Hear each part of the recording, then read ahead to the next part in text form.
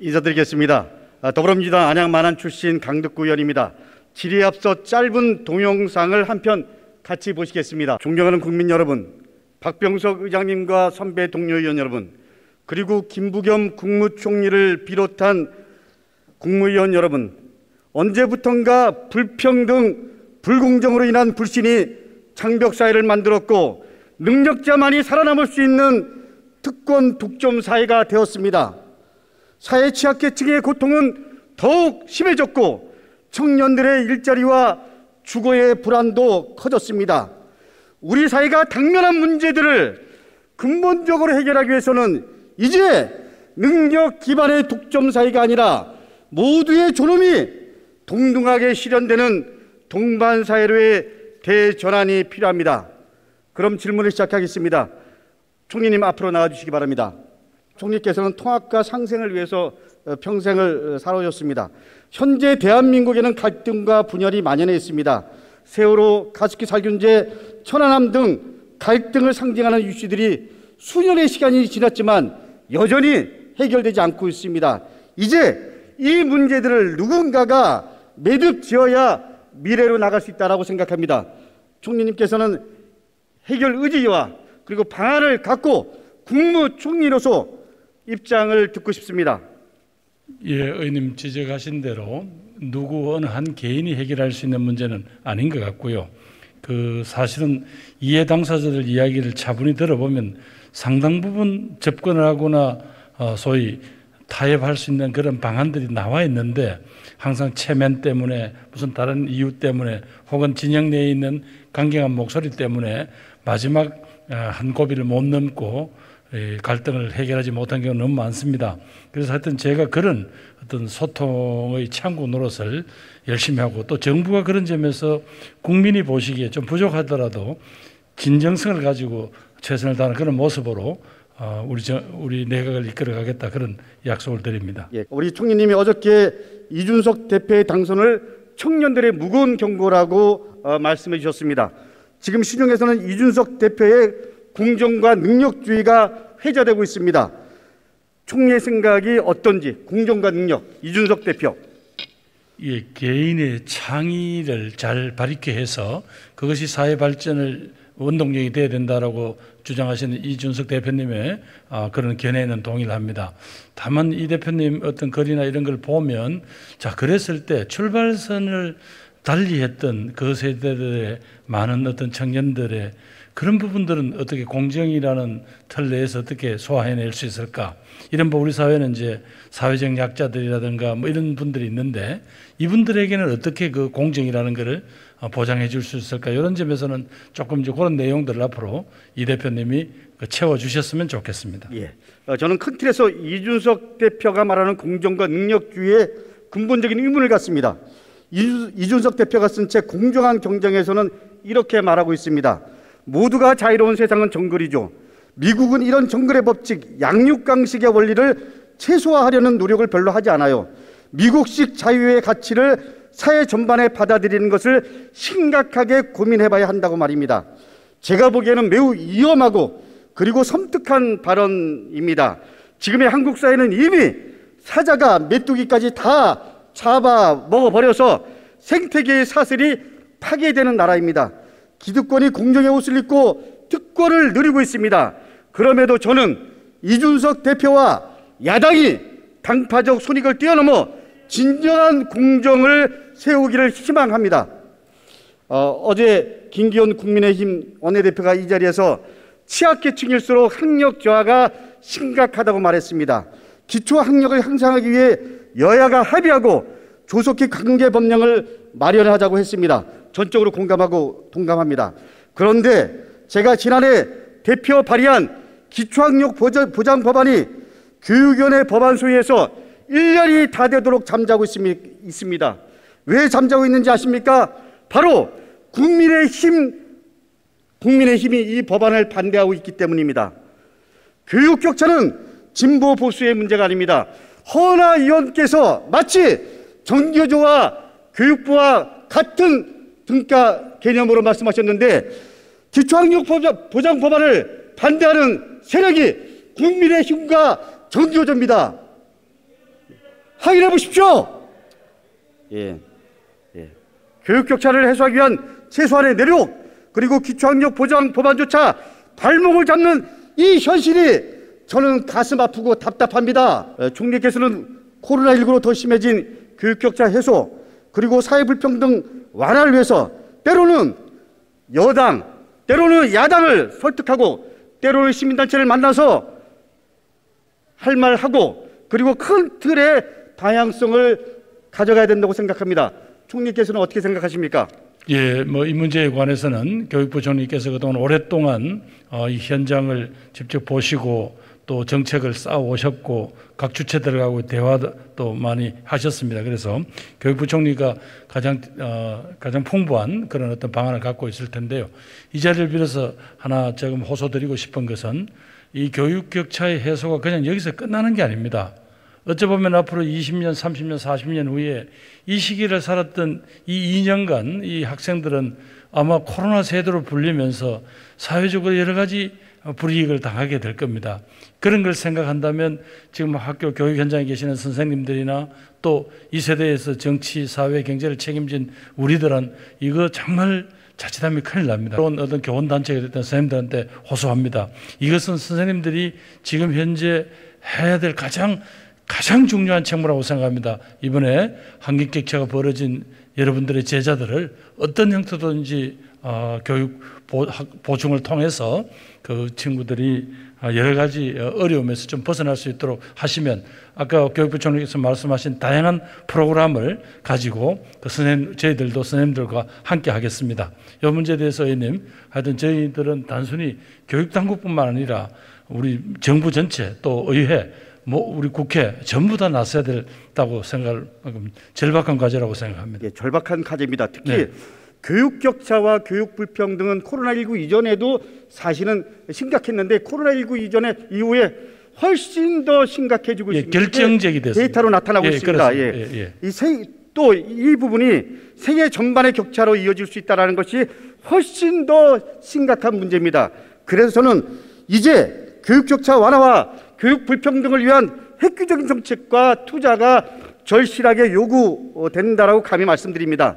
또한 이제 코로나19 이후에 우리는 원치 않든 대전환의 길로 가야 됩니다. 그런 의미에서 기후위기를 극복하고 지속 가능한 발전을 위해서 생태적 관점의 미래 교육의 대전환, 이런 인식과 철학이 이제 우리 사회에 요구되고 있습니다. 이게 시대 정신이라고 생각합니다. 그런 의미에서 우리 총리께서는 미래 교육을 생태적으로 전환하기 위해서는 국가 차원의 중장기 계획이 필요하다고 생각합니다. 한번 취임하신 지는 얼마 안 됐지만 고민하신 적 있나요?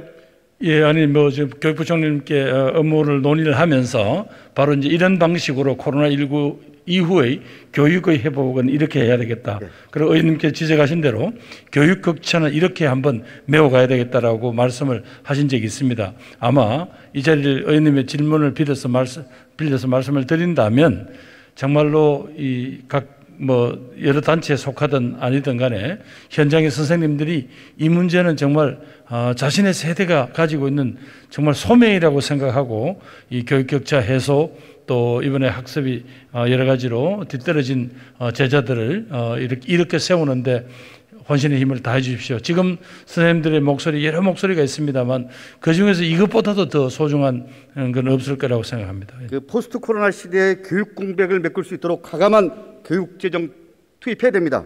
그리고 대학 구조 조정해야 됩니다. 사학 혁신해야 됩니다. 이러기 위해서는 범정부 차원의 논의 테이블이 필요합니다. 어떻게 생각하십니까? 의원님, 기왕에 지금 의회에서 국가교육위원회 안이 거의 마지막 단계에 와 있는 걸로 알고 있습니다. 혹시 국가교육위원회가 앞으로 이런 역할을 할 수 있도록 이것이 말하자면 범정치권에서 어떤 큰 틀을 한번 만들어 주시면 그 내에 우리 정부의 입장도 담고 각 교육 주체들의 입장도 담고 또 학생 혹은 학부모들의 입장도 담는, 그러면서도 의원님이 지적하시는 미래를 향해서 우리가 이 시기에 준비해야 될 것, 또 바꿔야 될 것은 무엇인가를 논의할 수 있지 않겠나, 그렇게 생각합니다. 이건 정부 하나만의 의지로 될 일이 아니지 않는가. 그러니까 정부와 국회 그리고 우리 사회단체가 함께 이 부분에 대해서 좀 적극적으로 고민할 수 있도록 그런 조정자 역할을 해주시기 바랍니다. 뭐 필요하다면 그렇게 예. 하겠습니다. 예. 우리 총리님 잘 아시겠지만 헌법 제31조 1항에는 모든 국민은 능력에 따라 균등하게 교육을 받을 권리를 가진다라고 되어 있습니다. 재헌헌법에도 능력에 따라라는 문구가 없었습니다. 박정희 군사정부 때 제가 알기로는 1962년에 삽입한 걸로 알고 있습니다. 놀랍게도 우리 헌법이 능력 신화를 변화했고, 그리고 그 신화가 대한민국의 여태껏 가장 중심의 기제로 작동해왔습니다. 이제 더 이상 능력 신화가 한국 사회를 지탱하는 기준이 되어서는 안 된다고 생각합니다. 새로운 대전환이라는 관점에서 다음 개헌 때 이 부분에 대한, 이 작고에 대한 논의가 필요하다고 생각합니다. 총리께서는 어떻게 생각하십니까? 예, 의원님은 지적하시다시피 여기 하면 제3공화국 헌법에 들어간 것 같은데요. 그때의 능력이란 건 아마 그 무렵에는 모두 개인의 소질과 개발, 아마 이런 어떤 측면에서 좀 강했던 것 같습니다. 그러나 지금은 개개인이 처한 사정, 학생 개개인이 처한 사정이 너무나 다릅니다. 따라서 이것은 적성과 뭐 예를 들면 소질 이런 정도로 바꾸는 게 어떨까 싶은데, 문제는 헌법 조항입니다.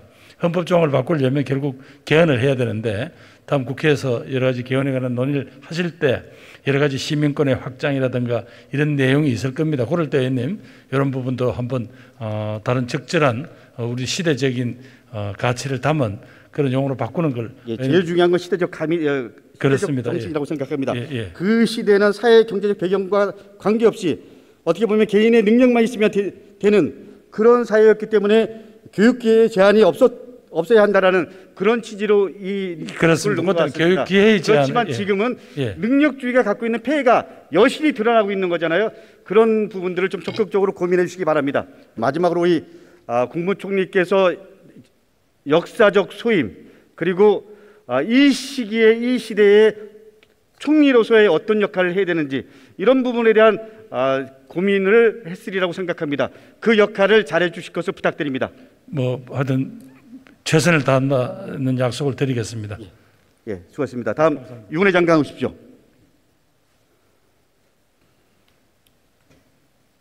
유은혜 장관께서 아까 유기용 의원께서 질문한 답에 학교 현장이 코로나19 상황에서 여태까지 그런 나름대로 잘 하고 버틴 것은 학교 현장의 선생님들과 학부모들 덕분이라고 말씀하셨는데, 사실은 우리 유은혜 장관님 포함해서 교육부 그리고 시도 관계자들, 교육청 관계자들 나름 열심히 하셨습니다.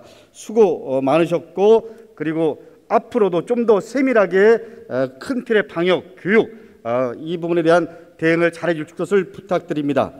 제가 오늘 이 자리에 선 것은 인간존엄 동반 사회로의 대전환을 말씀드리고자 이 자리에 섰습니다. 저는 교육이 그 출발점이어야 한다고 생각합니다. 교육 양극화 해소, 대학 서열화 해소 등 화면에 보시는 것처럼 해야 할 일이 산더미입니다. 특히 대학 서열화는 대학 교육의 질적 차이에서 비롯되었다기보다는 선발 단계에서의 서열화 문제라고 볼 수 있습니다. 이를 근본적으로 해결하기 위해서는 더 이상 줄 세우기를 탈피하고 절대평가의 전면 확대가 필요하다고 생각합니다. 이에 대한 장관의 생각을 들어보고 싶습니다. 예, 이제 평가 방식의 변화가 필요하죠. 그리고 저희가 특히 이제 대입과 관련해서 여러 가지 그동안에 제기되었던 문제가 있기 때문에 25년도에 고교 학점제가 전면 도입되는 시기를 기점으로 28년 대입부터는 지금과 같은 방식이 아니라 교육과정의 변화된 내용을 평가로 반영할 수 있는 대입제도로 개편하기 위한 연구를 시작했습니다. 그리고 관계자들과의 논의도 시작을 했기 때문에 의원님께서 지금 말씀하신 취지가 잘 그 논의 과정에서 수렴될 수 있도록 그렇게 하겠습니다. 예. 제가 지난해 국정감사 때부터 등교 확대 그리고 초등학교 저학년의 전면 등교를 계속 주장해왔습니다. 평상시처럼 우리 아이들이 학교에 있었다면 지난 창녕 아동학대 사건과 인천 미추홀 라면 형제 화재 사고 같은 가슴 아픈 일들이 일어나지 않았을 겁니다. 다행히도 교육부는 2학기 전면 등교 재계획안을 발표했습니다. 전면 등교의 전제는 안전한 학교입니다. 백신 우선 접종도 중요하지만 전면 등교 이후에 교육 현장은 학습 격차, 교우 관계 등 코로나 이전의 모습과는 분명히 다를 것입니다. 전면 등교 이후에 사회적 지원이나 정서적 지원이 시급합니다. 장관은 어떤 대책을 가지고 있는지 구체적으로 말씀해 주시기 바랍니다. 저희가 지난 일요일에 2학기 전면 등교를 위한 단계적 이행 방안이라는 내용을 제가 이제 브리핑을 하면서 말씀을 드렸는데요. 앞서도 제가 한두 차례 이제 답변 때 말씀을 드렸는데, 저희가 시도교육감 협의회와 교육회복 종합 방안을 만들면서 몇 가지 학습에 대한 지원과 또 심리 정서적인 지원, 그리고 아이들이 이제 2학기에 그 방역이나 이제 여러 가지 전면 등교를 준비할 수 있도록 학교의 예산을 또 지원하는 부분까지를 논의를 하고 있습니다. 그래서 학습 결손과 관련해서는 이제 학교 급에 따라서 아이들이 방학 때부터 이게 부족한 교과의 지원을 직접 선생님이 할 수 있도록 하는 제도와 정책과 예산을 만든다든지, 또 방과 후 프로그램들을 강화한다든지, 그리고 이제 심리 정서적으로는 좀 고위험군 아이들에 대해서 직접 전문 의료진들이 상담할 수 있도록 학교를 방문한다든지, 이런 여러 가지 프로그램들을 마련하고 있고, 그것이 이제 예산까지 좀 분명하게 정리가 되면 7월 중에 공식적으로 발표를 하고 교육회복 종합 방안으로 시도교육감 협의회를 통해서 실제적으로 각 학교에서 진행될 수 있도록 그렇게 추진을 지금 하고 있습니다. 그래서 세세한 내용들은 저희가 종합 방안을 발표할 때 다시 좀 구체적으로 말씀을 드리도록 하고요. 지금의 이런 위기 심각성 이런 것들은 시도교육청과 함께 충분히 공유하면서 이것을 또 교육 전환의 어떤 기회로 삼아야 된다는 점에서도 여러 가지 재정 문제나 이런 것들까지 좀 전면적으로 집중적으로 투입을 해서 이 위기를 반드시 전환의 기회로 만들자, 이런 의지를 다지고 있다는 말씀을 드리겠습니다. 네. 2학기 전면 등교한 현장은 코로나19 이전과 분명히 모습이 다를 겁니다. 이 위기를 전환적 관점에서 봐주신다고 했습니다. 꼭 그렇게 하시기를 바라고요. 학부모들은 아직도 걱정을 많이 합니다. 그래서 좀 더 촘촘하게 학습 격차 돌봄 공백이 더 벌어지지 않게 잘 방향성을 촘촘하게 잡아주시기 바랍니다. 이상입니다. 들어가십시오. 네, 그렇게 하겠습니다. 예. 이제 마무리하겠습니다. 존경하는 국민 여러분, 좋은 정치는 약자의 눈으로 모두의 존엄한 삶을 구현합니다. 저는 오늘 능력주의 격차 사회를 넘어서 모두가 존엄한 삶을 위한 대전환을 요청하였습니다.